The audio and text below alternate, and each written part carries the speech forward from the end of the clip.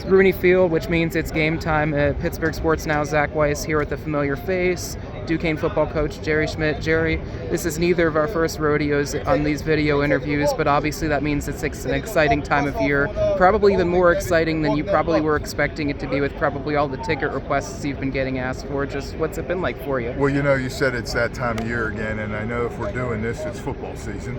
We're through all of the off-season conditioning. We're through spring ball and we're through camp. And now we're going to play football this week. And our guys are excited about it. I'm excited about it. The staff is. We're tired of beating each other up. We're ready to go play football and play another opponent. Obviously, that opponent's a known opponent. You talked earlier today with reporters about it. Just what excitement is that with having so many local guys have that opportunity to play on the field that they've probably longed to play on for quite some time? Yeah, number one, they're getting to play, some of those guys, we grew up in Pittsburgh, myself included. Everybody wanted to play at Three River Stadium, that's how old I am, or Heinz Field, or now Acrisure as high school Whitfield championships. So everybody wanted to play there. Some of our guys actually have in those games. So it's an opportunity to go play and to play an opponent like the University of Pittsburgh, local. I say, we've got 3 championship programs here in the city of Pittsburgh: Pittsburgh Steelers, the Panthers, and the Duquesne Dukes. And so it's an honor for us to go be able to play against them. You talked about the relationship with Coach Narduzzi, but you also talk, the back of the baseball card, so to speak.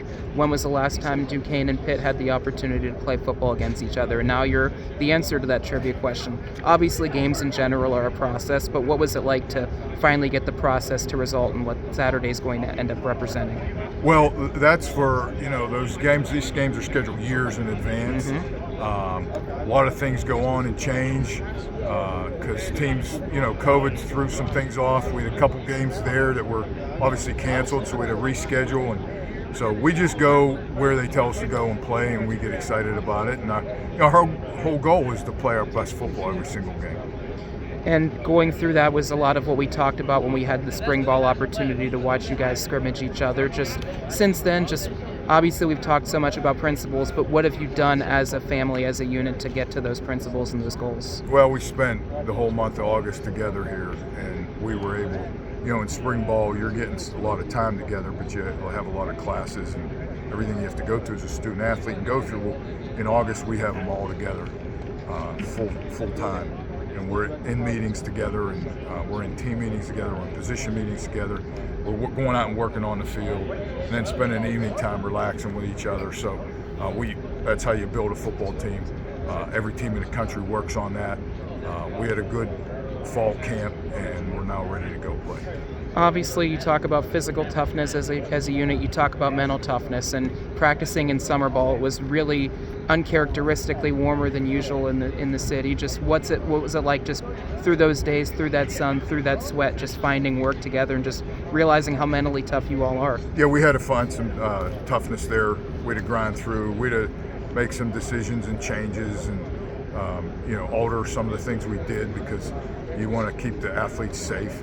And there's a level where it's best to do that, and we adhere to that here at Duquesne. And so we moved some things and did some things to get our work in, and the guys adapted. And we always talk about, adjusting in practice and adjusting on and off the field. It's really no different than what you do in a football game, because when that ball's kicked off, coaches are not on that field, and they've got to make subtle adjustments themselves as a group.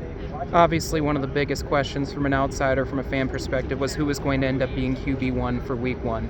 It looks like we may, according to the depth chart, have a potential answer. Just what was that competition like, trying to find out who was going to be under center for you all this There was a weekend? lot of good football being played by those guys in that room.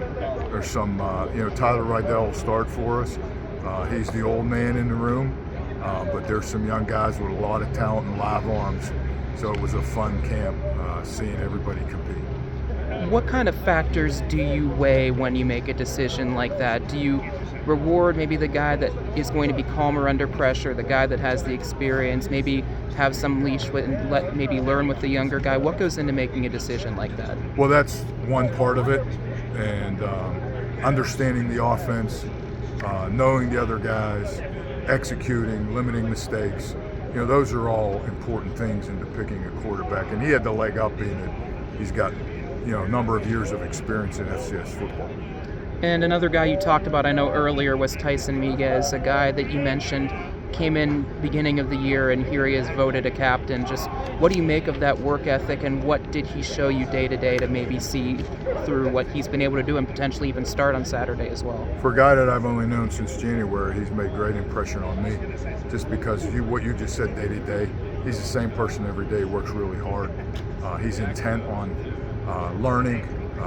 He's dialed into his teammates and coaching staff. Just a really, really good person and a really good football player.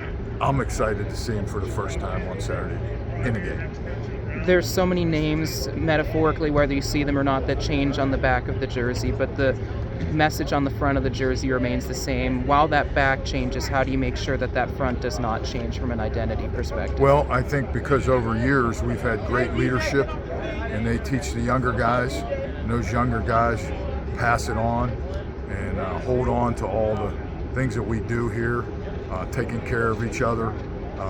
It's important we take care of each individual Duquesne Duke, which then collectively makes us a better football team and better people on campus, off campus, and as teammates.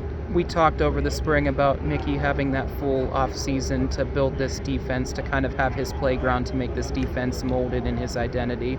Just how do you feel that this team has, from year one to year two under him, taken that next step? And without giving too much away, what's kind of been the details and building blocks to get there? No, he's made some steps. He's been able to do some more things through spring ball, but then he's also had to make sure the new guys come in, because we've had some key new guys come in, Tyson and Jabari, two linebackers just to start off. So they got to learn the system and get with all the other guys. So he's made some steps forward, reinforced some of the things from last year. So he'll have more things he can do this year. Obviously, conversely, offensively, Anthony, obviously, we know he's a main stable here as well for you guys. Just with so much new, or guys even returning, whether it be from injuries or just solid playing through it, just how much has it been for him just finding that dynamic and making it all work? He's training a new quarterback. He's finding a new quarterback, and that's the key. It goes with everybody else. We have a lot of the other guys back on offense, especially our offensive line, which is right now thankfully healthy and raring to go. So that'll help a lot of things. But he's got his work cut out with a new quarterback, a couple new receivers. Our backs a couple of those guys are back, so it's a good thing. Locally, I know there's a lot of attention on this week. What do you hope, result aside, does this team take away as it continues to find that identity and message throughout the season? I hope we go out with the focus of playing our best football. First game of the year, don't know how that's going to be, and nobody knows. But that's the goal, is to play our best football game that we can on Saturday. I hope they enjoy the opportunity. I'm sure they will. It's a great opportunity for us, playing a place like Acrisure against a legendary program like the University of Pittsburgh. And so I think it'll be a great experience for our guys. How many messages, phone calls, emails have you received in the last few weeks leading up to this, and anybody really stick out? No, a lot. I've gotten from a lot, and some of my closest friends understand that this is probably not a week to bother me or give me a call. They understand, they respect that, and we laugh about it after the season. So it'll be a great day.